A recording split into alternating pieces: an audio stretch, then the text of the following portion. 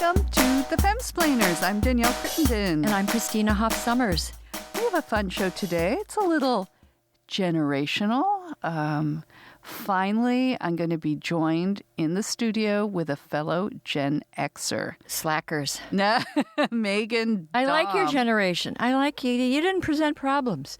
I'm just surprised because last week we talked about ageism and is it a problem? And we polled our listeners and we did not talk about the OK Boomer phenomenon, which I thought was very funny, which is a conservative. I had never heard of OK Boomer. It's apparently been around for a bit, but they said that to Barack Obama because he questioned cancel culture. OK Boomer. I just remember. Thanks, Obama. But a conservative radio host compared Boomer to the N-word. He tweeted, this was a man named Bob Lonsberry. He tweeted that Boomer is the N-word of ageism. And then got a lot of pushback, including, I think, my favorite tweet, which was baby boomer definition. Creates a world of vastly inordinate wealth disparity, designs climate change, refuses to address gun violence beyond thoughts and prayers, insists that young people are participation award snowflakes who need safe spaces. Young people reply, okay, boomer. And then the boomer has a meltdown and compares it to the N-word, which she can't even say. I think it's more like the Holocaust. Calling us. Are you offended? Called a boomer? Yeah, I think it's genocidal. Is it just because you're a self-loathing boomer? You're ashamed of your generation, what it's done and continues to do? No, I think I like my generation. I mean, I'm not bragging, but, like Rolling Stones, Bob Dylan, the Beatles, the Kinks, okay? Yeah, well, we had to rescue ourselves from disco by bringing in I think boomers. I thought disco was your generation.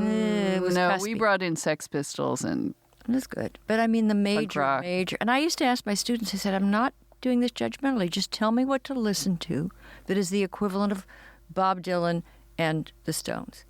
And they would say, well, listen to REM or listen. It was fine. I would never say listen to REM, just. It's pretty good. Anyway, moving on. Well, you also talked about this blind, I do keep wanting to say blonde ambitions, blind audition study. And we talked about that last week. And then you got didn't you get dissed by Bloomberg or something for this? Not dissed because they didn't even mention me, but some science reporter apparently felt the need to defend the study. She had no evidence, no facts. She interviewed the authors. She interviewed the critics. She never called me. But the title of the Bloomberg article is, Don't Go Lumping in... No. The title of the article is, Can Blind Auditions Help Women Succeed? Yes.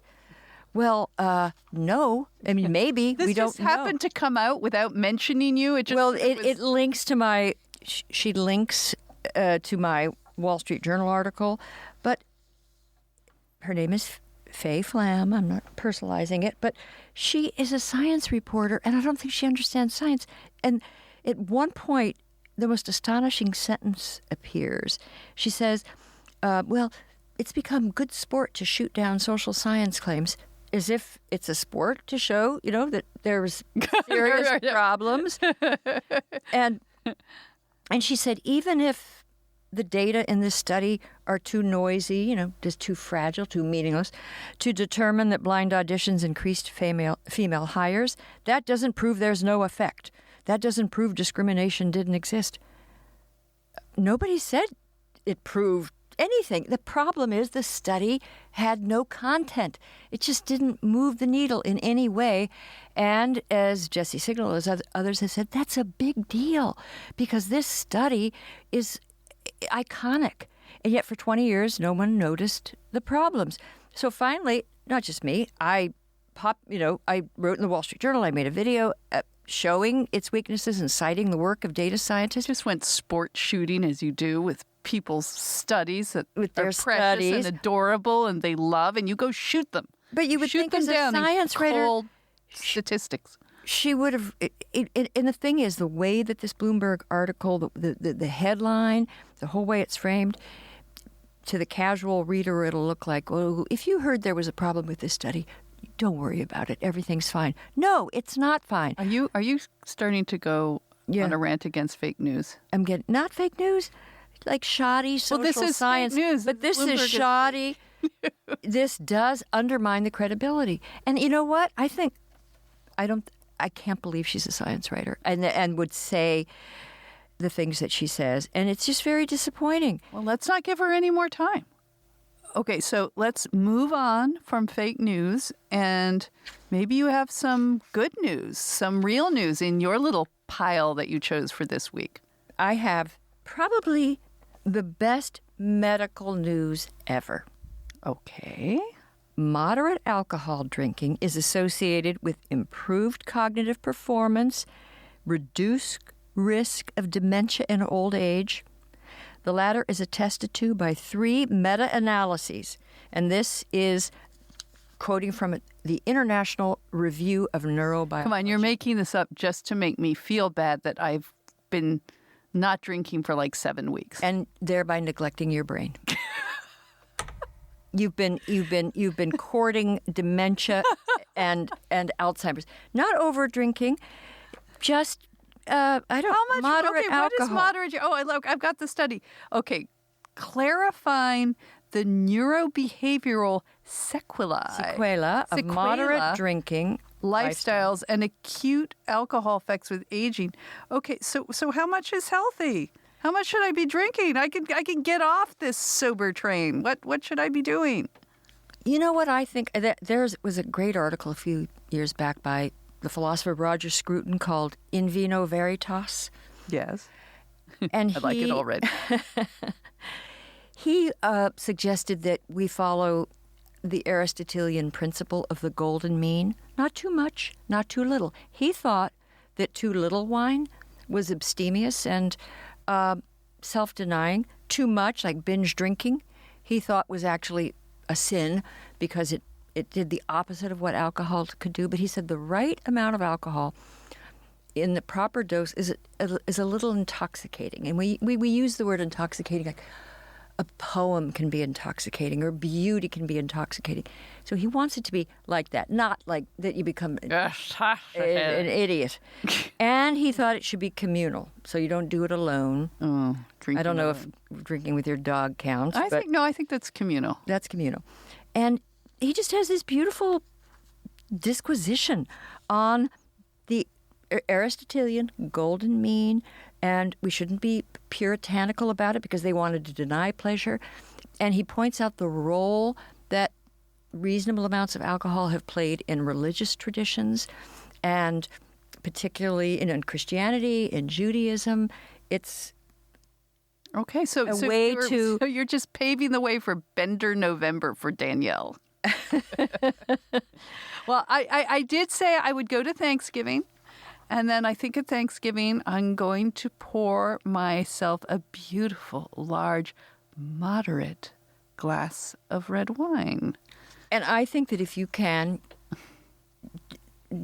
do not drink to excess, which you never did, in my opinion, but don't do it. But we have not, maybe our listeners can help us determine. Yeah, what is moderate, people? What do you have an idea what moderate drinking? Ella, I'm sorry, Ella, I didn't introduce you, but you need no introduction. Ella, of course, is here in the studio. It's 2 glasses of wine. I'd say less than 3 glasses of wine a night is moderate. Whoa, that's I like that. No, because that works. A lot. That's not a lot. I thought you were going to say not. 3 glasses of wine a week. Maybe come on. Not like 7 days in a row having 3 glasses of wine. Maybe. Well, that's But what like, I would have. I was just about to leap on that. I'd say like train. 1 to 3.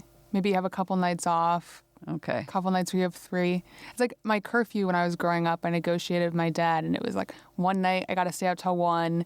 2 nights I got to stay out till midnight. One night, the other nights did stay out till 11, and then one night I had to stay home. What if I just stay home? I'll stay home. Schedule. I'll stay home, early curfew, and have all the drinks I want. Yeah. That doesn't sound moderate. her. Well, I'm very heartened by this, and I will look forward to Thanksgiving and the improvement of my brain.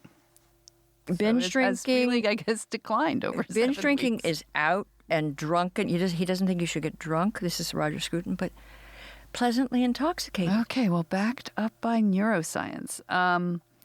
Okay, I have to issue a male warning. Don't worry, this isn't about. God. It's not about Not again. amputated. Decapitation. No, it's not about that. This is about vaginas. And I know some men are going to get uncomfortable, so I just want to put that warning out there. But I'm reacting to a story in the Washington Post, which talks about a bill that is, quote, currently winding through the Pennsylvania legislature that would require the remains of miscarriages or abortions occurring in healthcare facilities, anything past the point of fertilization, the bill clarifies, to be buried or cremated. So the writer, Monica Hess, goes on to say, how is this going to be enforced? Do lawmakers plan to come stand over the toilets of miscarrying women with an eyedropper? Do we need thumbtack-sized coffins? She's obviously very upset about this. This is, I agree. How it's likely? bizarre. How likely is this bill to pass? That's the thing. There are a lot of crazy bills. This sounds. Well, this it was will not approved by the State House Health Committee. So I don't know. But her point, aside from her outrage at this, was that, as usual in her phrase, this is a bill being passed largely by men who do not understand, let's just say it, vaginas. And Do they understand the female reproductive system. the adrenal gland? Do they understand? No, but if you're fallopian- going to pass something on, Oh, yeah, past I get the point it. of fertilization. That does sound as though they may be physiologically illiterate. Like, I mean, really. I mean, sometimes, A miscarriage is not even never. I won't even say perceptible.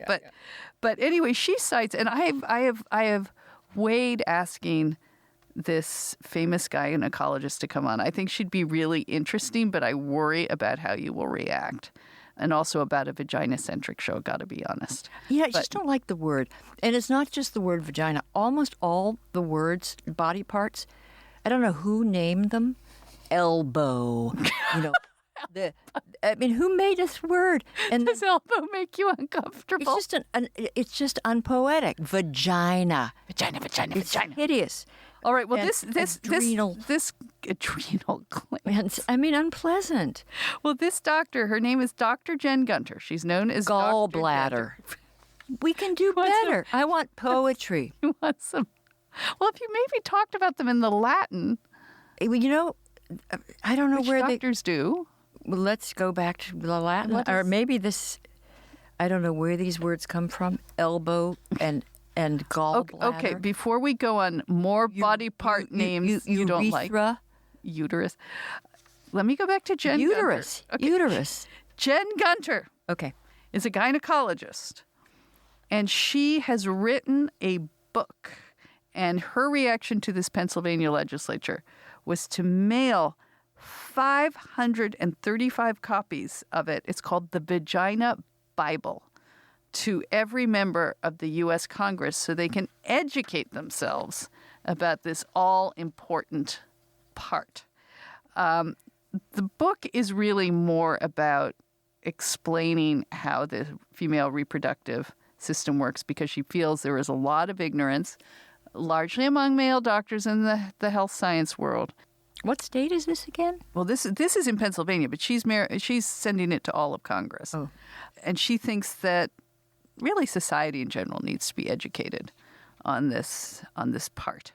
You see, this is what I don't get. I can agree that there should be more understanding about the human body, but why just the vagina all the time? Why not the heart? Why not the brain? Well, it's because and maybe the elbow. well, she would say She says, this is a quote from her. Right now, the burden of menstruation is put on half the population. The burden? But the laws, yeah, it is a burden, affecting menstruation are often written by the other half of the population. And she says, I prefer to think about menstruation as a natural resource because every person on the planet owes their life to it. I think that's fair. And she said if male lawmakers had a better understanding of reproduction, they would regulate the pink tax. Have you done any of your Actual feminine? hunter shooting, your sport Studies? shooting on the pink tax? This is where women's hygiene products are priced 13% higher than men's, and tampons are taxed What are as if they're men's luxury hygiene goods. products? Oh, it's Jock straps? deodorant, maybe jock itch Jock powder. itch. Jock itch powder. Let's compare the pricing. Aftershave, that's not shaving good. cream. Well, aftershave would be a luxury product, so we have to see if. But we might want more decorative packaging. Well, there's something called the Pink Tax Repeal Act, being sponsored by a Democrat representative, Jackie Spire. Sounds. So do you think we should have her on to talk about this? Do I have to commit now? Can I review just to see what how high my blood pressure will go? I mean, I you know that I get along with everybody, Yes. so I'm sure if she came, it'll be fine. Except I don't know about this pink tax. Is she behind that? Yeah. Ah, Big advocate of it. well, I don't. But she does. But Dr. Gunter does take issue with a lot of the crazy things they publish on Goop. In fact, Goop hates her because she does things like says it's not good to put a China egg into your vagina. But does she also question like fake statistics that say, oh, medical procedures and pharmaceutical have only been tested on men and all of that? I bet she might go in for that. But maybe we could have. I'm fine. We could have an intelligent discussion. Okay. I will look into that. And now, just before we get to our guest, But I don't want a vagina Bible. But I would like a Bible like- about the rotator cuff. our vagina, who art in our bodies. And if we could just change the word. Okay. Something- Well, I can't do We'll that. find the Latin. Maybe that is the Latin. Before we go to our guest, we were talking last week about getting ready for the onslaught of holiday nonsense. And Ella, you pulled out some holiday movies that will start hitting the theaters that we can now, or our screens that we can now look forward to. New ones? Yes, Not revealed Miracle one on of mine. 34th Street? No. This is Okay, boomer. This is my But Boomer, that's dark like secret that I the greatest generation. That's Okay, silent generation. Go back to being silent. No, these movies are not classics. They're the cheesiest. Christmas exploitation movies. Yes, one could say that. They're amazing. So far this season, I've watched Christmas Inheritance, Holiday in the watched Wild, these? and Christmas Wedding Planner. Netflix mostly, but Christmas Hallmark. wedding planner? Yeah, You watch the Hallmark. Hallmark, Lifetime, Netflix. Did you do this for fun or personal degradation? I don't know. I just kind of want something like happy on. They're happy. So what are they like? Well, Okay, then so tell us what's been, and so they're not like weird.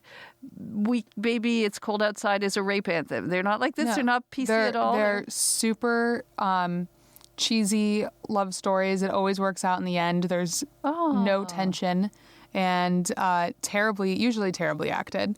But that might change because there's some good ones coming up. Really? Some pretty famous people are actually getting behind this Christmas bandwagon. So, for example, Kristen Chenoweth is going to be in A Christmas Love Story on Hallmark. Amelia Clarke of Game of Thrones and Emma Thompson are going to be in Last Christmas, which is going to be in theaters. Last Christmas? Is that a war on Christmas? I don't think so. The Last Christmas. No, that's Amelia Clarke is a disillusioned department store elf with an angelic voice who meets a too good to be true man in London. Oh, I don't like elf-themed movies. Oh no, that sounds good. And there's The Night Before Christmas with Vanessa Hudgens, where a medieval knight travels into the future and Vanessa Hudgens falls in love with him. Bill Hader and Anna Kendrick are going to be in Noelle. And There's two. Ella's just, by the way, so excited. I think my two movies. favorites are last. Ashley Tisdale, who doesn't excite me, but Dennis Quaid, who does, is going to be in Merry Happy Whatever, which is 8 episodes on Netflix. It's a series. It's a Christmas series. And the last, but certainly not least, is going to be Christmas at Dollywood. Christmas at Dollywood. Yes. Okay, And Dolly will be in the movie. I think we need to do a little bit of a binge. I wish that we could have Dolly on the show. Oh, that would be amazing. love that. Kristen Chenoweth, by the way, just came out with a really wonderful, I think I was playing it for you, album called, I think it's this one for the girls, where she's gotten, not just her, she turns out to have a beautiful voice. What do you mean, She turns out? has a voice like an angel. She's the best singer ever. Yeah, and she's so she does Ariel Grande, a version of "You Don't Own Me," which is smokin', and she does one with Dolly Parton, which is amazing. Anyway, it's a great album. I highly recommend it. But let us bring on our guest. So very excited about our guest today, Meghan Daum. She's written a book called The Problem with Everything: My Journey Through the New Culture Wars. She has been a columnist for the LA Times. She's the winner of a 2015 Penn Center USA Award for Creative Nonfiction. She teaches writing at Columbia University, but she's just a really fun and interesting, I guess you describe her as sort of liberal, who's No, a leftist who's just grown disenchanted. grown, confused. And she has the book, she's arguing with herself. Yeah. And I found it riveting. I just loved it. I listened to it on audiobooks. I just couldn't stop listening.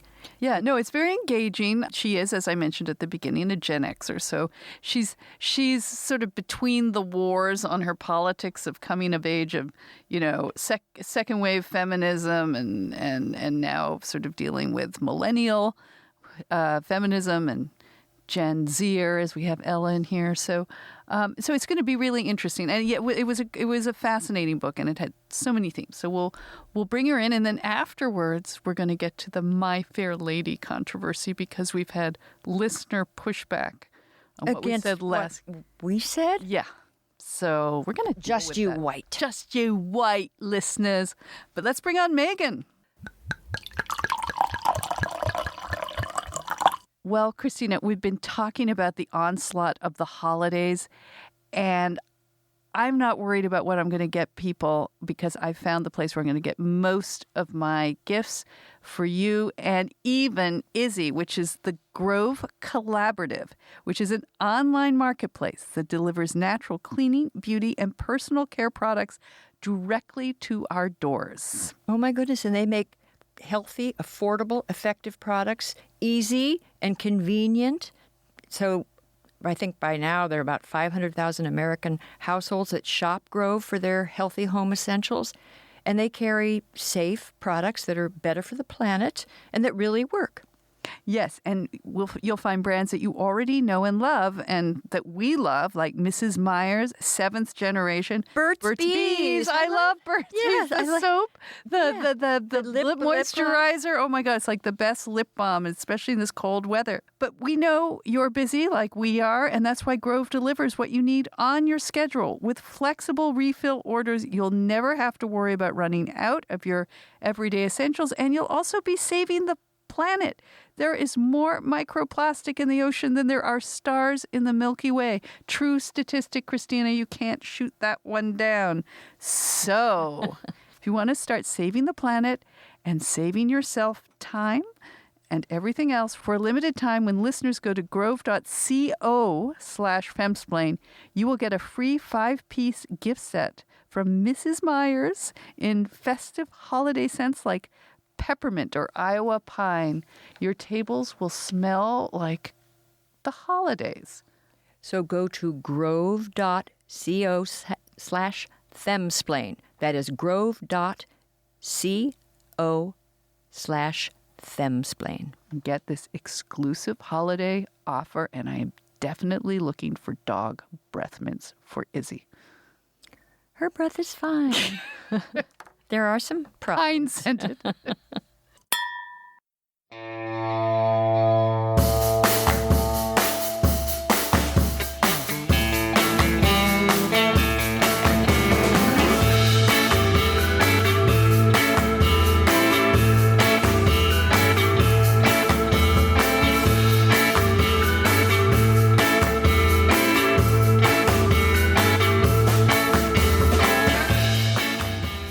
welcome to the Femsplainers. Thank you. Hi, Megan.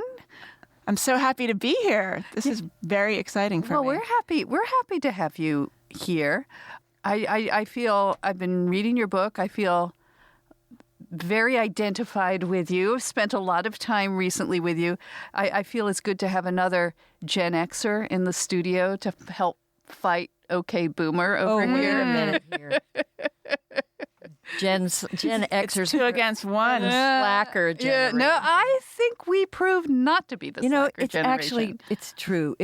To the extent that there's anything of merit about generalizing about generations, say you were a good generation. Yeah, we had to clean up your mess. Yeah. Well, We cleaned it up like a little bit. A little Yes. bit. And now apparently, according to your book, we've a bigger mess. But before we get into the details, just give us an overview of your book. I mean, it is called The Problem with Everything, so that's a big assignment you've given like yourself. it could be called Oy vey. I had a lot of titles. There were a lot of potential titles. For a while, it was going to be called Woke Me When It's Over.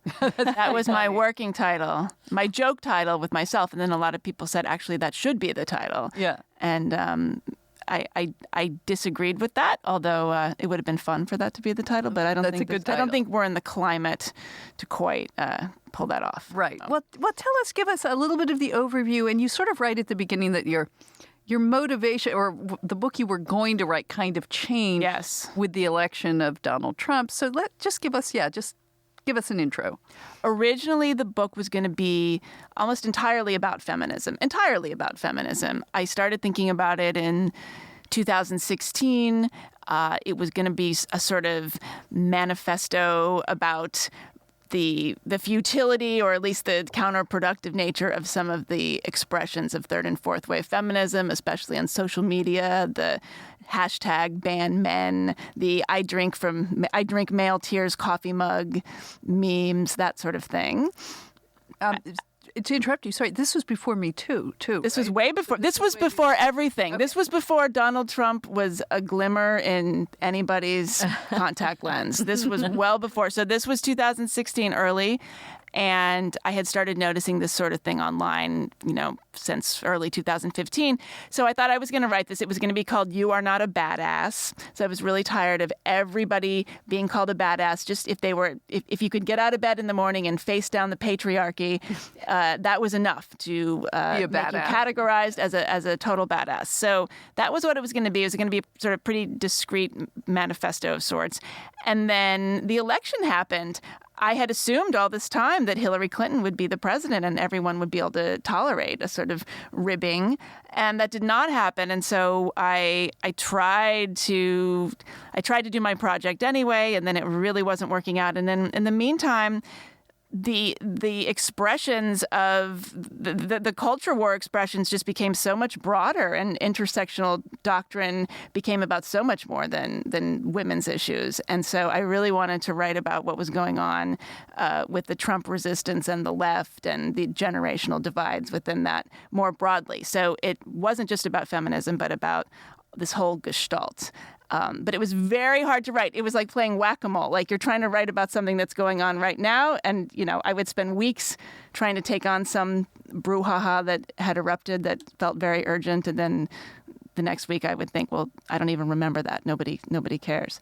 So it was really quite an has undertaking. Memory anyway. If one event, are we still investigating the Ukraine? Is there going to be impeachment? That's yesterday's news. Yeah. Now that one seems to be sticking a little bit. But that's interesting. How much do you think just the election of Trump is inflaming everything that we're seeing around us, especially, amongst women? I wonder if the Me Too movement would have had such holding it wouldn't power. have happened, I think. Well, no, you'd have Weinstein. I think Ronan Farrow still would have broken that story. But are you sure? Because then you would have the Bill Clinton story. There wouldn't have been a mood among liberals to. Yeah, that's interesting. Because they had the Weinstein story for a long time. But would it have become so broad and so so diluted and and emblematic of right. of these times. they're facing. One of the things that's happened is that the Trump emergency has really given a lot of people a license to be sort of lazy in their thinking, I've noticed. Like there's a feeling like, well, we need all hands on deck. We don't have any room for nuance or complexity in the discussion because if we do that, the other side might hijack the discussion and use it for nefarious purposes. So we need everybody to stay exactly on message. We don't want anyone to question anything. We don't want there to be any debate within the left because that's going to be used by the other side. And that I find really, really troubling. And that's what animates a lot of the book. The book is about the women's movement to a large degree, but really mostly it's a call for nuance. And it's a book about what's happened to public discussion and thought itself. Mm-hmm. Yes, it's a tribute to nuance at a time where, nuance doesn't get clicks. I No, hope that it should be can't. a hashtag or a bumper sticker, a call to nuance. I tried to nuance, hashtag nuance. I have noticed also that the word has become weaponized. I've seen some people on Twitter say something like, oh, I'm posting this article, another nuanced take, as if it's dog whistle for alt-right adjacent or something like that. I mean, that's devastating to see. It's happened to free speech. If you're talking about free speech, right. People are saying, oh, well, that's just a reason to... Code for jerk. Free speech is Code a for right-wing male jerks. talking point. Due process is Right. a right-wing talking point, Right. that sort of thing. Well, go back to this. So let's just, for the moment, and this will be a very nice feeling moment, let's just pretend Trump didn't happen for a second. And you're going back and you're looking at the different generations. And as you lay out, there was second wave feminism, Betty Friedan, Gloria Steinem, 1970s. Then there was third wave, which is kind of what Christina and I were part of, sort of answering the 1970s feminism. Oh, you think of yourselves as third wave? That's interesting. I don't. No. She does. Oh, okay. Then I would like to know what it is. Third wave Okay, is so hard to describe. I'm not going to let that one go. describe. Sex, drugs, and rock and roll. That's true. And we didn't have any- But you were still young enough through that you weren't with. Okay. I'm a boomer. Okay, I know you're a boomer, but okay. Anyway, Okay. But I think of myself as third wave. Interesting. Because I, sort of Right. Gen Xer, growing up in the wake of all of that, taking You guys were like pole dancing and stuff like that. Well, taking a lot of success for granted. Yes, that's true. And then saying, "Hey, old ladies, you're harping on the wrong things. You were anti-marriage or anti-motherhood, Right. And you got to chill out a bit and let's sort of regroup." Then there's what we have now, which is millennial. Erupting around us with Me Too, I think has become its identifier. And then you have some very interesting thoughts and on those generational divides. And what you are feeling now is that third waver coming up against what is happening now. Well, that's very interesting because I grew up right alongside second wave feminism. So I was born in 1970. I was 3 years old in 1973 when Roe v. Wade was passed, when abortion became legal. I remember sitting there in 1982 in the kitchen with my mother, listening to NPR and hearing that the Equal Rights Amendment was not going to be ratified. And she and I talking about Phyllis Schlafly and who that was and how anybody could oppose the ERA. And my mother was very much a second wave feminist. So I, growing up, assumed that's what feminism was. And more importantly, as I talk about in the book, I never thought of myself as a girl as being anything but equal to boys. If anything, the girls were doing better than the boys, like Christina has written about. The boys, even by the 1980s, were falling behind. Yeah. And so, girls were doing better in school. There was just a greater spectrum of expression. You had more choices on how to dress, on how to be in the world. It just felt like a much better deal to be a girl. By the time I got to college, there were more women in college than men. Got a little older. Women were like buying their own real estate and having babies on their own. And it just seemed like we were doing so much better overall than men. And fast forward a decade or so, in about 2015, all of a sudden the default premise of the conversation around women was that we were this monolithic underclass and that we were losing somehow. And I found that very alienating. And what really drove the book is my quest to figure out why I didn't relate to that. So I could have, and I certainly did many versions and wrote many pages where I was just sort of hammering away at the grievance mongering and the sort of victim mentality and all that sort of thing. And I think that's worth talking about. But what I wanted to do that was different was do a self-interrogation and try to figure out why I was missing some of this stuff and where that was coming from. And I really started to think a lot about the conditions that I, as a Gen Xer, grew up with versus some of the conditions that millennials and Gen Zers have to contend with. And we got quite different, we were dealt different hands, I think, in a lot of ways. What were those hands? Well, for one thing, when you were a kid in the 1970s, there was something very androgynous about the whole ethos, right? Like, it wasn't sort of girls and boys as much as just kids. You didn't have the pink toy aisle and the blue toy aisle. Like, everyone watched the Bad News Bears.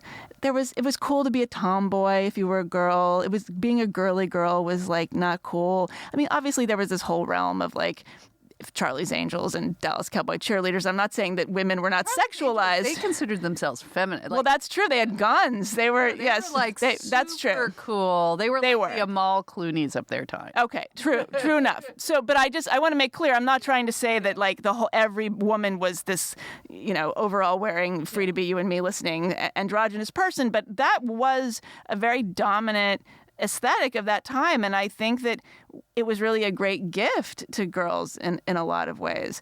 And on top of that, and those girl bands, and in the 90s, that came out of that. Exactly. That came right out of that. Just seemed like girls with a lot of swagger and confidence. Yeah. And take on the world. And then suddenly we get this, what I've called fainting couch feminism, like a whole generation, damsels in distress in the presence of male vulgarity. Women are fainting and swooning, and like, where the hell did that come from? I have my ideas, but what do you think? What I want to know is what they're getting out of it, where it came from. Right, I mean, I agree with a lot of your theories on that.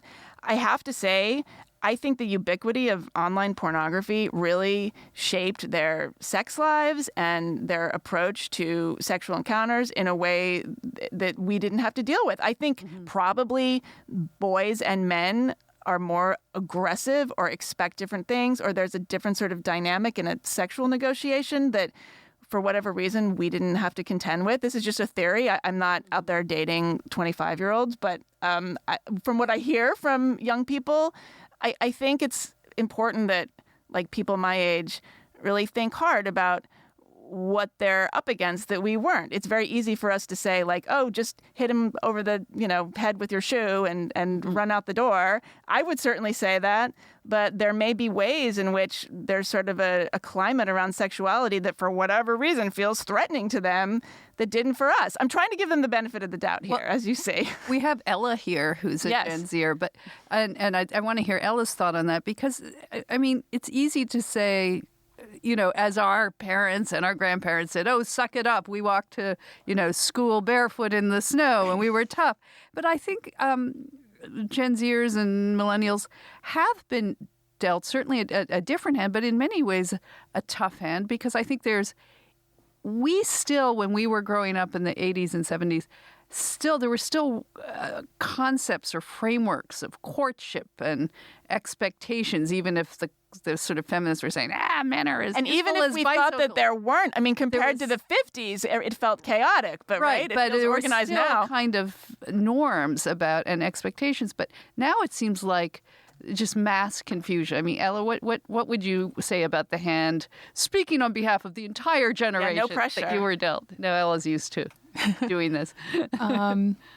I think there is mass confusion, and I think a lot of it stems from the lack of courtship. And when I hear my female friends complaining about something a guy did on a date or after a date or even just like a one-night stand or anything like that, it's often the problem they're describing is a lack of gentlemanly behavior.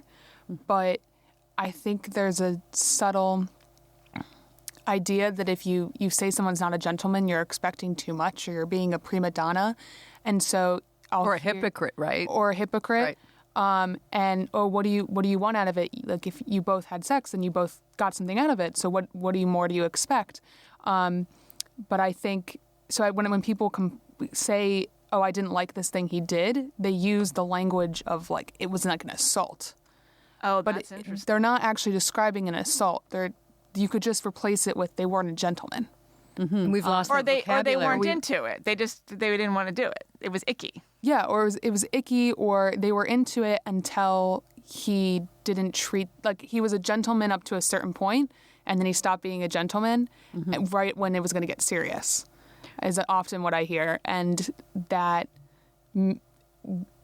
the women, they don't want to admit, I think, that they actually liked him and that they couldn't get him to commit, and so they just are like, well, he was just a jerk. But oftentimes we'll continue to engage in sexual behavior with them despite not liking them. This is like an age-old problem, Yeah, that doesn't right? sound new to But me. no, but it is. But there's no. I guess in the age-old problem, men would have to acknowledge that they were cads, or they could be cast out or censored in some way. Women have perpetually chased after wrong men and Bad boys. the bad boy, even just. Or gotten blown off by them, right? Rejected. But you're right, because Meghan, you say in your book you have. When did, and this was sort of in the onset or in the wake of the immediate onset of Me Too, you said, when did infractions like weird lunches become lumped in with crimes like rape? So it's what Ella's sort of saying is that what was familiar to generations of women, to us certainly, oh, I feel bad about that, or oh, that guy's a creep, is suddenly much more politicized. It's framed as an assault, or it's framed as harm, really. As harm. Right? Like he knew what he should have known that this was going to be emotionally painful for me. And does that come out of like the coddling theory? Like, is it the parents' fault? We're going to make you the guest. Personally, my what you're personal saying. theory is that there's a lack of romance, and people miss that, and it's a feeling like you're missing out on a real committed relationship, but not wanting to admit that because you want a career and you're in school. You're being basic if you admit that. Yeah, and you don't want to be the person who says, well, I want a boyfriend. Right. You don't want to be needy. Well, that sounds familiar. I remember feeling that way as a young person. You don't want to show vulnerability or be the needy girl, right? Right. But so talk about then you're coming up against this, your generation, and you're getting pushback. You're suddenly, you wrote about suddenly feeling old. Meghan, you suddenly felt like, the Betty Friedan to us, you are now feeling like to the millennials. And you wrote a little poignantly about Well, I think Generation X is in a kind of funny position because the world has changed so rapidly in the last 20 years that we're not even 50 and yet we're sort of obsolete in a way. I had my first job out of college. I had a Selectric typewriter at my desk. Like we had a fax machine. That was high tech. Very big deal. It was. The fax machine had a correct feature. You could not only write that, it. but it was just smooth. And I it think it had the was little smooth. ball Right. rather than the. I'd like to get one. I know it's sort of like a it. steampunk thing now to have one, but so we didn't have internet. We had inter-office email, I suppose, but that wasn't that long ago. And so we have people like me who were not digital natives, and yet here we are 20, 30 years later, and I have students and they'll say to me, well, what should I do? How do I get where you are? What did you do? Tell me what to do. And I could tell them what I did. And frankly, it has nothing to do with anything that they could do or would want to do. The world has changed so profoundly. And I think there's almost like a lack of mentorship. I have many students and I love trying to help them, but there are so many ways in which talking to me is like talking to a history book or something. It might be interesting, but it's not applicable. So it's a strange kind of feeling. Like I definitely feel like we're not living in the same world in any way that we lived in as adults. We were actually adults in this previous era, and that's the difference. I want to question one thing in your book, and I'm sure you can clarify this, but you make the point that, and one of the many things I love about the book is you're constantly sort of arguing with yourself. Yes. And maybe so many young women see this differently. They will look at they will take the Aziz Ansari case and see that as sexual assault, and then Gen Xers and certainly boomers will just say it was nothing. It was a bad date, and it, as Caitlin Flanagan said, it was revenge porn for her to write about it and expose him in that way. But you go back and forth. Maybe there's maybe this is generational. Maybe this is I'm getting old, and we do notice that often it is older generation of feminists that are sort of scolding the younger women for being too hypersensitive. Maybe we're just being resistant to change. Maybe this is what change looks like. Now, I have thought about that argument, and it could be true, except I have watched over the years that these ideas, these sort of extreme ideas about the patriarchal oppressive system, were spoon-fed to kids by parents, often by mothers, feminist mothers, and then reinforced by teachers in college. And it's more and more extreme, and they rarely hear another point of view. So to me, I resist the idea that it's just youth rebellion. I mean, if you look at the 60s, yeah, there was a youth rebellion. It came from rock and roll. It came from outliers, poets, beatniks. Now it's coming from like junior assistant deans. Yeah. And, just this indoctrination, these fake statistics, this victim politics. It's coming from the insiders, the establishment. So it's sort of different. Yes, I agree. I wouldn't call it just youthful rebellion, their attitude around consent, that sort of thing. But it is certainly being informed by all of these frameworks, right? I mean, intersectionality, which is something that in and of itself is quite useful. I mean, it's a legal theory. It came about in the context of a sexual harassment lawsuit at General Motors. Okay, and it's now just been elasticized into meaninglessness. With the Aziz Ansari case, what bothered me most about that is that it's the sort of thing that should never be aired in a public forum. I mean, that's the kind, again, and this is the sort of thing, I think this is to your point and to your question, that's the sort of thing that in our time, if that happened to somebody, you would go out to brunch with your girlfriends, or you would call your friend on the phone and say, oh my God, you would not believe this thing that just happened to me. I feel terrible. I hate this guy. Let me process this. And they would process it endlessly. We would go on. And that would probably be the end of it. The processing that used to take place in person and in private now takes place online for everybody to see. And that, to me, is what is so jarring. I mean, it's jarring, but it's also so cruel. Yeah. He was publicly humiliated. Yeah. Yeah. And the lack of care. Right. I mean, I can see if someone's a predator, a violent predator, we don't want to show mercy. But someone's just human and clumsy, and then you subject them to that kind of humiliation. I see so much inhumanity in this. Yeah, well, and it also happened because he had established himself as a woke figure, right? He was on the red carpet with the Time's Up pin, and she even said in her accusation that it really, she sort of sat on this for a while, but then when she saw him out there, being a sensitive man about Me Too, she just couldn't hold it in any longer. So, you make your bed. Well, you also had this, I mean, again, as you say, Christina, that sort of self-critical back or self-questioning back and forth in your book, which I enjoyed because I think we all do that. But going back to some of the incidents when you were a young woman and noticing that there were younger women around you going, oh my God, like the Aziz Ansari, that wasn't just a bad date. That was, this whole big thing of male patriarchal oppression.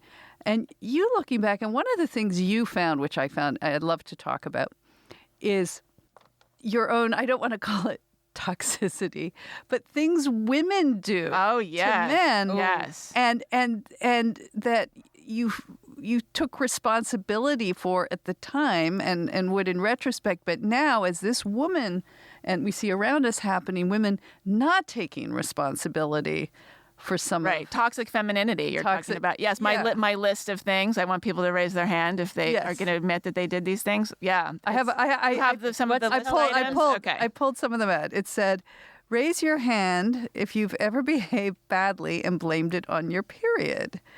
Raise your hand. Okay, I disagree with this one, but I'll raise my hand. Okay. Raise your hand if you've ever acted helpless in the face of an unpleasant, if not physically demanding task like dealing with a wild animal that's gotten inside the house. Oh, my God. Yes. That was my whole marriage. Your husband was the wild animal. Raise your hand if you've ever manipulated a divorce or child custody dispute in your favor by falsely insinuating that a man has been abusive toward you or your child. And you also had this instance where you would go out for, speaking of weird or creepy lunches with this potential mentor middle-aged man. Oh, yes. And when I was in my 20s, yes. I think I probably can figure out who that was. No, you can't. Everyone wants to know. But anyway, we don't need to know. We need to know. But that you were working the situation, knowing the power you had as a young woman over this. And I remember being that age and thinking how utterly hopeless and pathetic middle-aged men. Oh, yes, and they probably weren't even that old. Like, I know. They're 60 and they were probably like 41. But you just felt this incredible power and you used it. And a little, yeah, to be clear, I mean, I did not do, this was not in anything I would ever classify as a Me Too situation. This was an interesting that's the point, case. Right? You might now. Right. Well, it was an interesting case because, when I was in my 20s, there had been, a man in a, quasi-potentially powerful position over me. I was always a freelance writer, okay? So let me just be clear. This was not a workplace situation, but this was somebody in the same field, and it started off as sort of business lunches, and he was going to mentor me, and then it turned into dinners, and his personal life was in some chaos at the time. And it was one of these things where I felt like if I didn't go, I was betraying my own professional ambition somehow, like I needed to keep going. He never propositioned me directly. He did not do anything that crossed the line in any huge way. It was more like walking right up to the line and maybe stepping a tiny bit over it. But I never really felt threatened in that situation, because like we would be in a restaurant. He's not, holding me hostage there. I could have always left.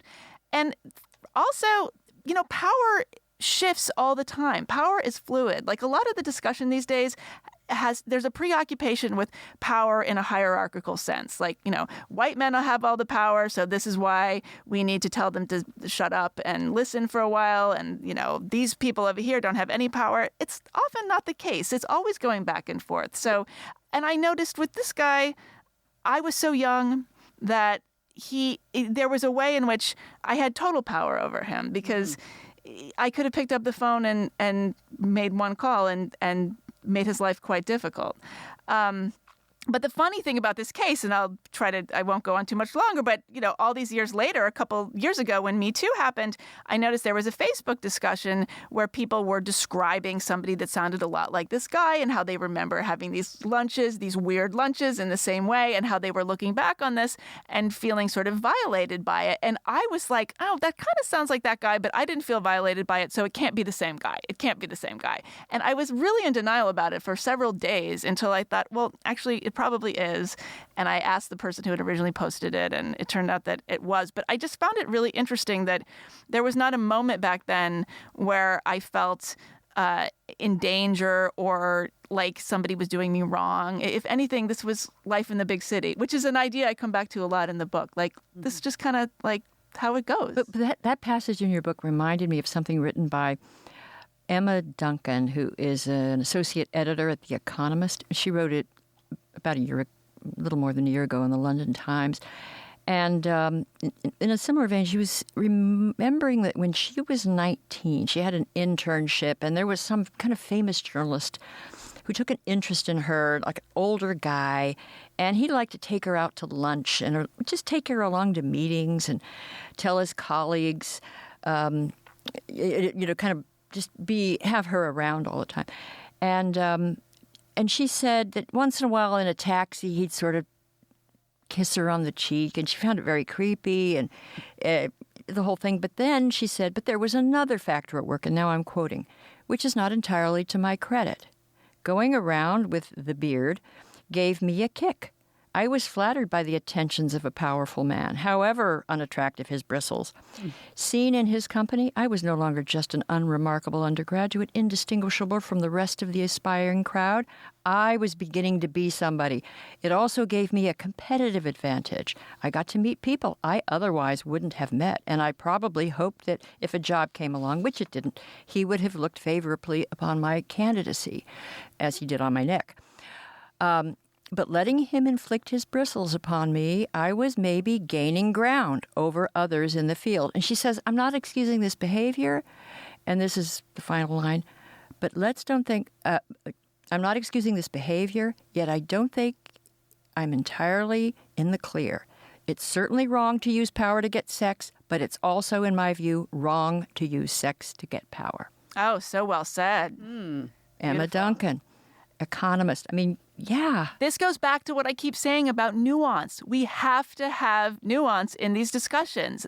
I love what she wrote there because she's absolutely embracing the complexity and the conflictedness. I think we have such a hard time sitting with our own conflictedness, and it results in these completely siloed threads of conversation. That's like, oh, you're either on the right side of history or in the wrong side of history, or this is either an assault or it was not. And that's not how the way the world works. Well, I think there's also an interesting discussion to be held. I have it with my daughters a lot about young female sexual power. And this is, Ella, when you're talking about your sort of generation of young women's confusion, it's like, you guys are blind to the actual power you wield at this. And we're not allowed to talk about it in a frank way. But with my daughters, one who's 28, one who's about to be 18, I said, until you're 30, you have as much power in this world as Bill Gates. That the female youth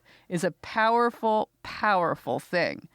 And you just have to recognize that over this power you have over young men. And I know that that's a kind of sexist view, but it's true. Well, it's biology. I always say Mother Nature is the ultimate misogynist. Right. Yeah, right. She didn't read The Second Sex. When young men are being shitty to them, they just have such a power to cut the. Yep. You have the power of youth. You have the power of beauty, and you can make these older men that make them, suicidal and feel. Oh my gosh! Look at Bill Clinton. I mean, the risk that men will take for a one sexual act with a very young woman. Yes. But see, here's what interests me about this, because a lot of feminists today will say, well, that's an example of toxic masculinity. We live in a patriarchy. You just explained exactly why we need to fight against this.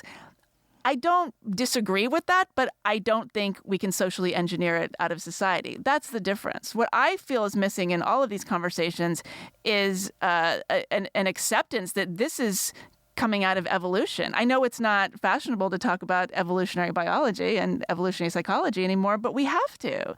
We're not going to be able to make any sort of changes insofar as they need to be made if we don't recognize what's true and where human it's coming nature. from. Human nature should factor and there's into a reproductive mandate. I mean, this is all about. Of course, older men are going to be attracted to younger women because there's a biological mandate to reproduce yourself. Mm-hmm. I don't like it any more than you do. Younger women have been known to be attracted to powerful older men because there are... Christina, sorry. No, I'm joking. Yes, he was an intellectual. He wasn't... Well, no, and I'm also not saying to my daughters, so be sexually manipulative. It's, it's like, be aware of this power. And I think that's the discussion that you raised, that we have our own potential to use our sexual power badly, right, or even behave badly as women. Our female sexual privilege. And to think that we don't, frankly, is sexist. It is. That's another part I loved in your book, is that it's because men and women are equally human. Well, we're people. That's right. So if we're going to talk about toxic masculinity, which I think needs to stop in the culture, that that term needs to go away. But as long as it's around, we need to talk about toxic femininity, because women do all sorts of horrible things. Like I said in this list, the list that you just read from. That was just a few, by the way. That was a few. And I'm not, just to be clear, I'm not suggesting that everybody falls into that category, but there's not a single, every item on that list, there's somebody I know or have come into contact with that could raise her. Well, there are young women that want to include being coerced into sex when you don't want it under the rubric of rape. Young women insisted on that to me at Skidmore College and at this debate I had with Roxane Gay in Australia. The audience just was furious. You are truly, I don't use this word loosely, you are truly a badass. I was just going to say. For showing up to that. Hats off to you. Maybe the better word is clueless. Because I thought badass. There's a fine line. I thought we might become friends, you know? I don't know what I was thinking. Naive. No, but anyway, point, what was I just saying? Toxic femininity. Coercing men. Being coerced. Okay. So at Skidmore and then so coercion. However, if young ladies out there, if that's going to count as rape, then a lot of men have been raped, because there is a lot of women have coerced men into sex. They whined and wanted. And it can be powerful in this way. Men will feel if they don't go along with it, it's emasculating. They will look not masculine enough. Oh, she'll think I'm gay. She'll think I don't want to insult her. Do you know what I hear a lot from men?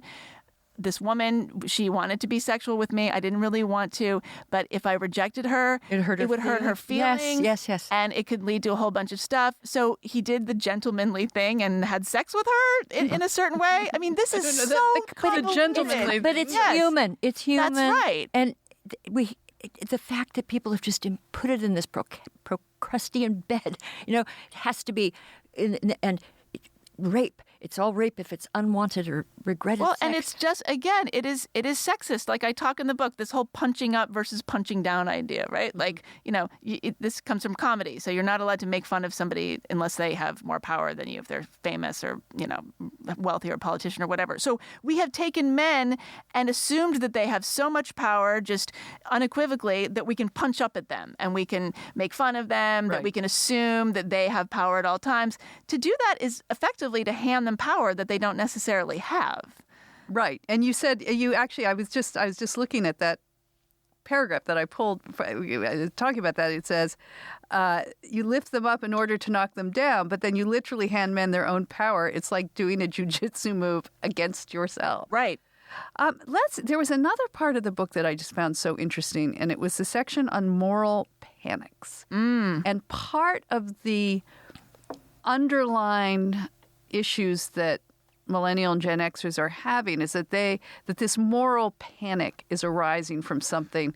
And what you talked about, often these moral panics come with the discomfort of social change, and especially with women. So just as women in the 80s, I'd totally forgotten this, you're completely right. Just as women were really starting to hit the workforce, thanks to second wave feminism. When middle class white women were women, yes, thank you, yes.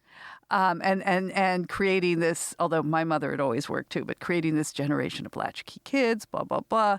Suddenly there was this mass panic over child abduction, right? And satanic cults in daycare centers. Yeah, right. And it was like this twofer that completely contrived, and you had again reminded me of the abduction of Eitan Pates, Eitan Pates, who was abducted from Greenwich Village. It was just like the worst type of stranger danger. Terrible case, and such an outlier of a case. Right, just extreme. And it turns out to be the rarest, absolutely, of all crime. It's almost always a parent and a bitter divorce. Right, and then we saw kids on milk cartons. Right. And so that it was like a reaction just designed to cause women, especially working mothers, especially white working middle class mothers, this and promoted guilt. by feminists. And Ms. Magazine. Ms. Magazine had it on the cover. And Gloria Steinem was part of a team that went to excavate the McMartin School. They were going to try to dig under the The McMartin preschool case, there were several of those, but that one, I almost feel like, the other day I was thinking about something like, that feels a little McMartin-y. Like, I feel like McMartin-y, that it should be an adjective. People went to prison.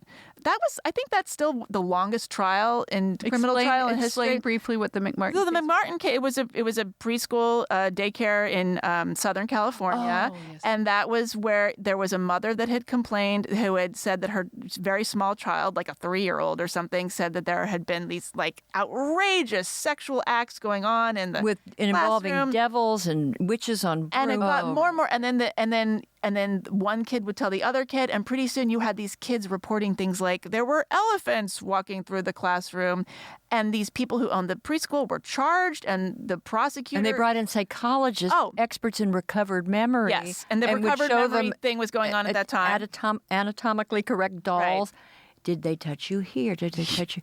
Right. And coaching children. I mean, and the children start to believe it. The 3-year-olds can make up anything. But that sort of also explains, because as this, and I'm on the older end of Gen X from you. I think I'm 7 years older than you were.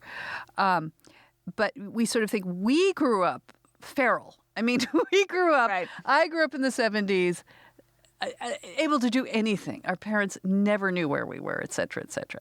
And then you sort of look at these millennial and Gen Zers, all this alphabet. Zillennials. Okay, thank you. We look at the Zillennials, and you think, they're the product of helicopter parents. Well, where did the helicopter parents come from? They're my age. And I realized, of course, it's come out of this whole...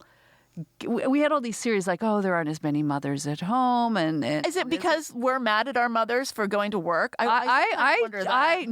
I totally identified when you said, as a kid, you couldn't wait to grow up. Right. I loved that. I felt adult supervision was insulting.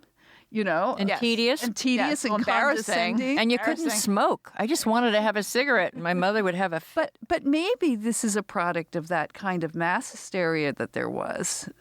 So we're all, speaking as we're all paranoid about our kids. We produce these, completely coddled, protected, fragile.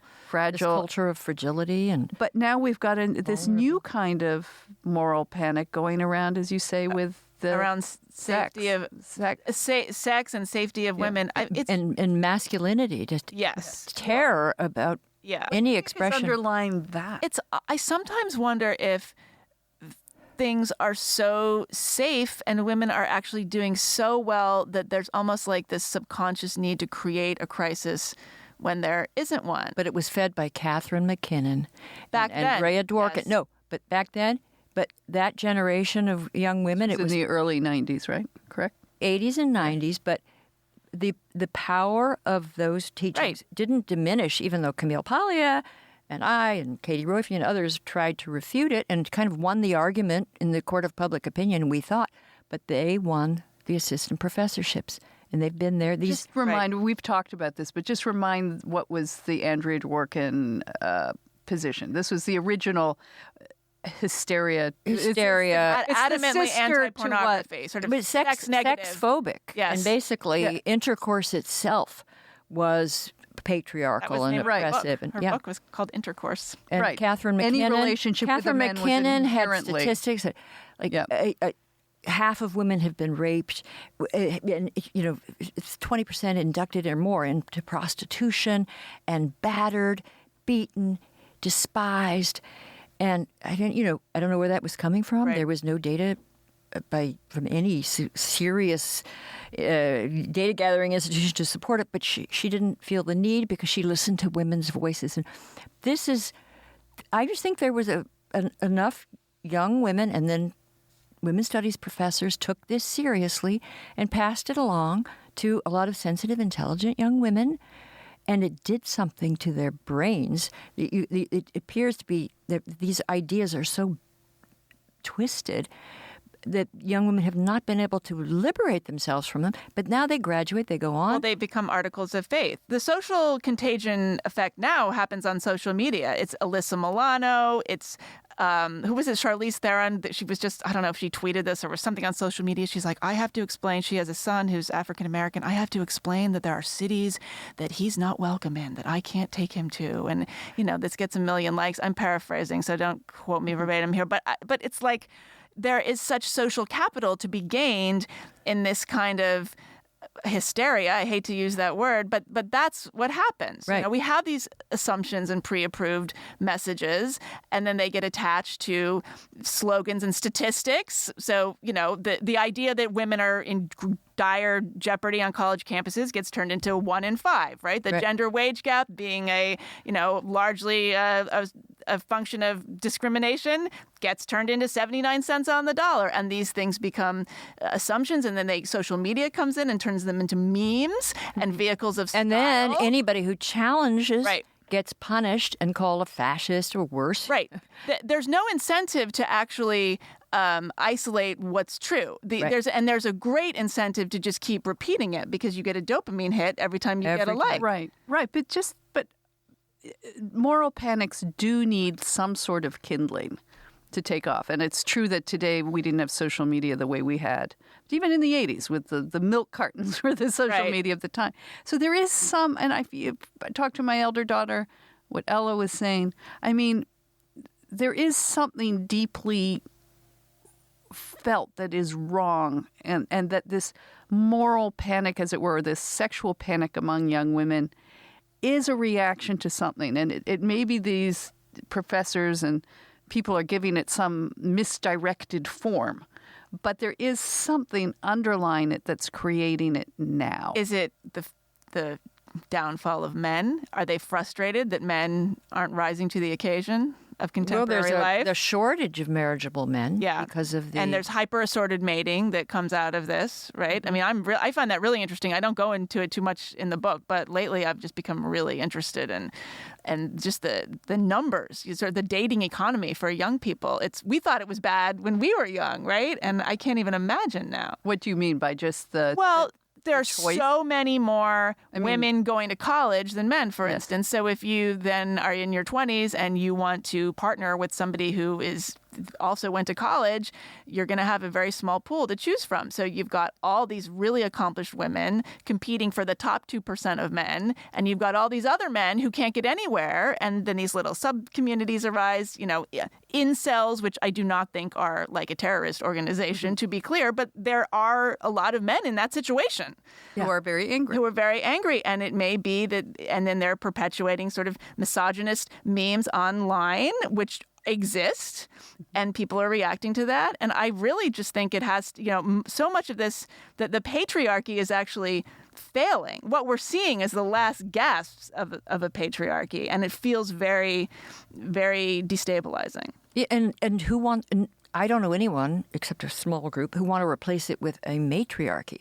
Well, the idea... Oh, can you imagine? ...was to... Look at Katie Hill. I mean, it's talk about all things are equal. Yeah. I want to replace it with an equality society. I mean... Or a meritocracy. How about that? Yeah. A true meritocracy with equality of opportunity. We're not exactly there yet, but we are probably closer than any society in history. And we're closer than we've ever been. Yeah. How about that? Yeah. So build on that rather than let's tear it all down, and that seems to be the message of the social media feminism. Before we end this, I just have one question. Now that we've all worked ourselves up into the problem with everything. And I have nothing to drink. I didn't bring anything. Yeah, you did. You had some... I saw you. I know. I had one glass of champagne. Is there at least... That is the problem with everything. There's never enough to drink. These little holders hold nothing. That's a substantial holder, Christina. I'm sorry. Okay. But here, have my mocktail. Have some of my Havana twist. Okay. Can I finish it? Yeah, you can finish it. Go for it. We're also we're in our little Upper West Side bubble, as it were, metaphorically. That how much of this really is a problem for the broader population? I mean, how many this is the problem, as we always discuss with Twitter and things. You can just Right. start to believe. I mean, there are a lot of people, men and women, suffering. There's been huge cultural changes in norms in marriage, et cetera, and having kids. But in the end, how many people are running around worried about this stuff and Not worried about not that many, but they have outsized influence is the problem. So on the campuses, the activists, the ones who are deplatforming speakers, pulling fire alarms, that sort of thing, it's a very small percentage. But a as very you know. vocal. But very, very loud. And same thing on Twitter. There's a small group of people who are, stirring up trouble, calling people out, trying to cancel people, this sort of thing. The problem is that institutions, corporations, universities will cede authority to them. If Disney is going to fire a director because some people on Twitter dug up 10-year-old tweets of his and got mad about it, nobody's working for Disney. Everyone's working for Twitter. Disney is working for Twitter. And that's the problem. That's the problem. Yeah. All right. Well, Meghan, thank you so much for coming Thank into the you. studio. We're so excited to meet you in person. Likewise. And there were so many things we didn't get to. I know, I feel like just we could loved talk your book, and forever. I thought, because I kept thinking, well, I have to write another book and update it. I feel like you've done it. This book was so hard to write. Let me tell you, don't try to write a book about this. It's so complicated. I'm not going to. And I You'll loved make when yourself you said that you crazy. actually wrote 3 times. Oh my so much. gosh, so much. And that is so frustrating because But you've done a great job. Thank you. I loved it. Found it The super problem with everything. The problem with everything, my journey through the new culture wars. Thank you, Meghan. Thank you. I loved this. Thank you.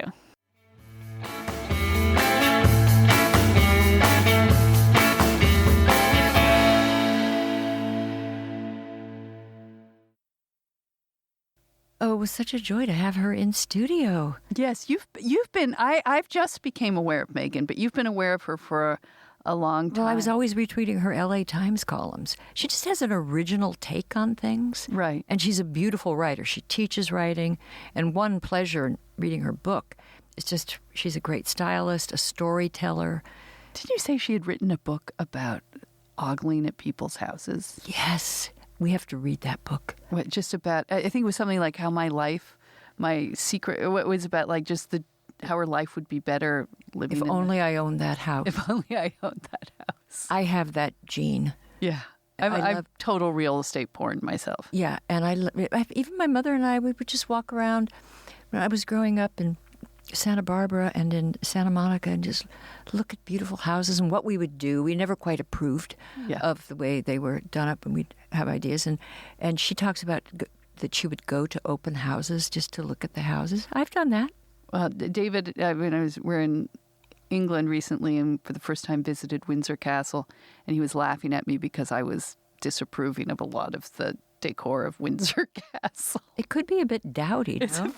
it's sort of a bit dowdy and reminded me of Canadian provincial, parliament buildings. It was a little of a style and Not quite up to Downton Abbey. no, Downton Abbey is beautiful. No, it was no Downton Abbey. Yeah. But all right, well, we don't have a lot of time. So Ella, we have some more listener reaction, and including the one which we'll get to last about the pushback, the defense of the politically correct version of My Fair Lady that we discussed last week. But what is People are attacking my defense Yes. of My Fair Lady. Yes, my they blood is are. boiling. Yes, but they move are. on. Move on. Let's hear the questions.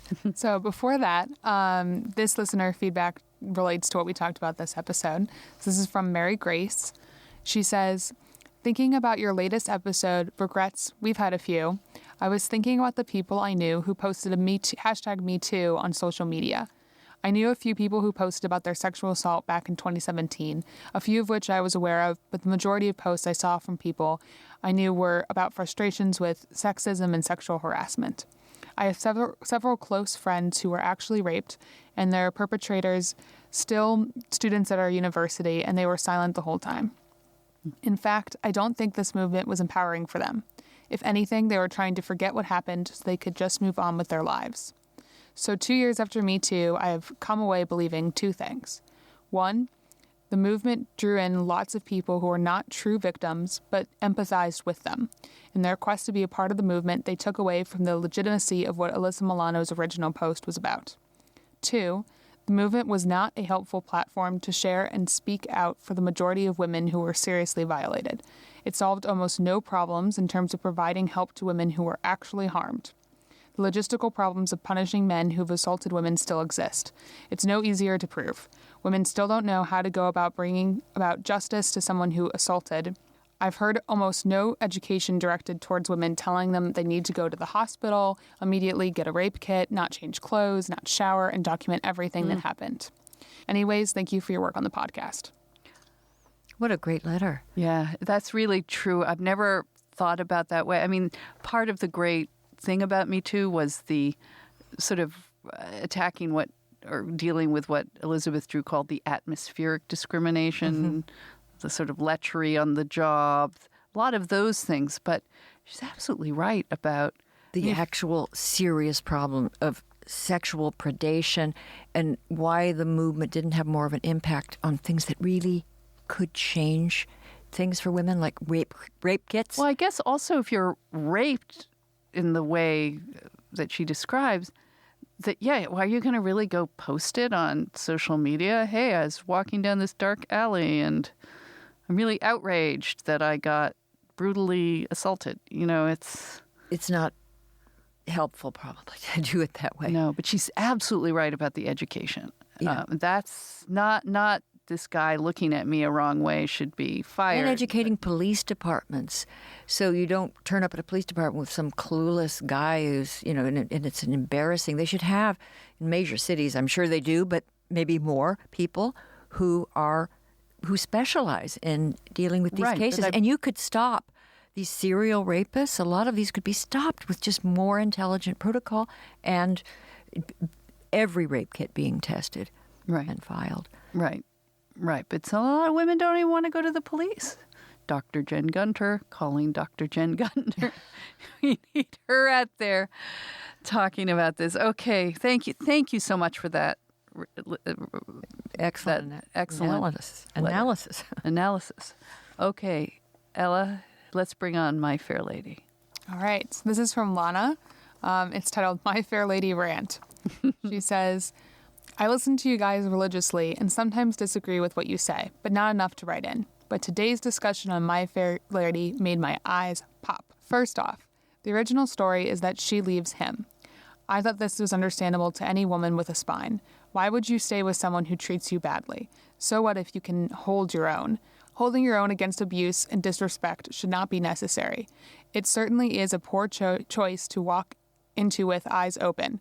Shaw's Eliza is sensible and she walks away. Why did the musical change that?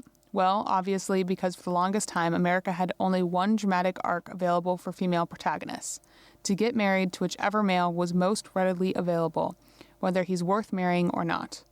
This is basically the plot of Annie Get Your Gun as well, which teaches women to suppress their talents to avoid bruising the ego of whatever eligible bachelor is within 10 feet of them. Both these musicals are a crime against womanity. Eliza walking away is not really a Me Too paradigm shift. It's a post-Frozen shift. It took the brilliant minds at Pixar to realize that women can have meaningful relationships with each other and be better off without abusive men. I'm not going to say happy because I know you'll disagree, but can we agree that a woman is better off single than with someone who calls her names, puts her down, threatens her with physical abuse, and uses her? Respect is one of the most important ingredients to a healthy relationship. Henry Higgins does not respect Eliza. She respects herself and walks away. She'll find someone else. If you desperately need a wedding, there's always Shaw's sequel. Freddie might not be that sharp, but at least he's never tried to strangle someone shortly before proposing to them. Okay. Where to begin? The good one, Lana. Where to begin? First of all, it wasn't the Americans who changed the ending. It was the British. Now, Shaw, in his original 1914 version, he left the ending sort of ambiguous. And the actors in the play couldn't stand it. They wanted love. The audiences couldn't stand it. And they secretly changed the ending and turned it into a love story. And then Shaw was put off and he wrote a sort of sequel to it that had her marry Freddie and then live a humdrum life. And that was because Shaw was, he was an anti-romantic. He was sort of a ponderous misanthrope. But the important thing is the musical then took what the audience had demanded to be a happy ending in England, not America, and they took this musical, which is My Fair Lady, and it's their production. And it's not what when they write these songs like Why Can't a Woman Be More Like a Man, they're making fun of the misogyny of Henry Higgins. They're making fun of him and laughing at him. Now, you can put on the play, which apparently they're going to do to make him just look angry and vicious, but he was a misanthrope too. He just didn't like anybody, and he wasn't polite to anybody. He didn't treat anybody well, but he met his match in Liza Doolittle. And so this is, and Lerner, I guess it's Lerner's daughter. They're dead now, the people who created the musical, but the daughter considers this Me Too version to be a complete betrayal of the creative work of her father. Anyway, let me say this to the letter writer. I have decided that I'm going to go see it. I have tickets. I'm not going. She refused to go, but Sally Sautel, our next guest, is going to go with me. And it's possible that with my new consciousness, I'll see things I didn't see before. But I think this is presentism, sort of imposing some contemporary mores on what's a period piece. And just live and let live and let this play. I'm gonna really annoy you. I'm gonna agree a little bit with Lana, because when I watched the movie version originally, because the stage version had Julie Andrews in it, correct? And then Yes. But with Rex Harrison, who just seems so old. I remember watching it, when I was much younger, and just thinking, yeah, I agree with everything she described about him. And he's old. Wasn't he in his 40s? Yeah, but he just seemed such the wrong age for her. So I sort of took issue with the fact of You've just committed the equivalent of what do they say? Ageism? Yeah. Okay, boomer. Yeah.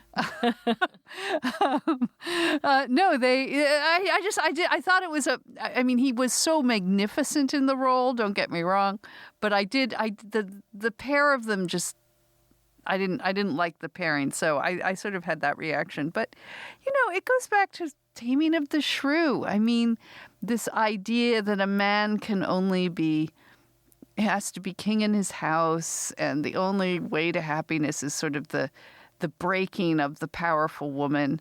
It's an interesting... But there are many interpretations of the Taming of the Shrew, and some think that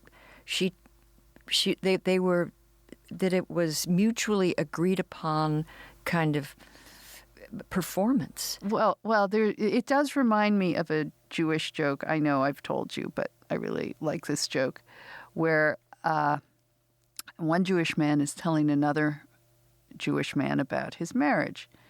And he says, I make all the important decisions in our marriage, and my wife makes all the unimportant, small decisions in our marriage. And the other man says, well, what are the important decisions? He goes, I decide what our China policy should be, whether we should be fighting this war or that war, what we think of the president's current economic views. What does she decide? She decides where we go on holiday, where we live, where our kids go to school, what we eat. And there's sort of this, there has to be, in a way, this is just saying that women do wield so much power within these relationships. That this is a kind of way of... Exactly. And I think that Eliza Doolittle, you watch, he changes her, obviously. She goes from being a flower girl to hailed as a princess. But he grows accustomed to her face. He falls in love. He was a man that was, a confirmed old bachelor and liked to remain so. And she won his heart. But maybe you could argue, taking Lana's position, that he could only fall in love with something he had created, and he had taken her away from her true self and made her into something that was more pleasing. Well, then we could say that about Cinderella. You could ruin, you could take any That's my love favorite story. one. Don't wreck Cinderella for me. I want to go. Sleeping Beauty. Let's go watch some of those Hallmark movies with Ella. I like the sound of those. Anyway, I think that's all the time we have. So, please, please, please support us on Patreon. We got some more supporters last week. We're halfway to meeting our production costs. Halfway, people. It's halfway. $1 from each of you. If you like what you're hearing, please, please support us. Patreon.com/Femsplainers, and you get our secret episodes that we do every month and more benefits. So go check it out. And thank you. Bye-bye.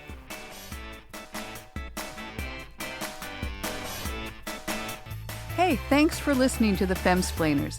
Keep up with us on Twitter and Facebook at Femsplainers and on Instagram at Femsplainers Podcast. Send questions and comments to contact@femsplainers.com. A big thanks to Ella Ryder, our research and in-studio production assistant, and to Nat Frum, our audio and video editor. And we're proud to be part of the Ricochet Network and grateful to the American Enterprise Institute for allowing us to record in its studio every week in downtown Washington, D.C. And miss something? You'll find everything you need at our homepage, femsplainers.com, including links to past episodes, where you can sign up to support us, and even to merch. And please don't forget to like us or give us 5 stars on iTunes. Thank you. Cheers. Cheers.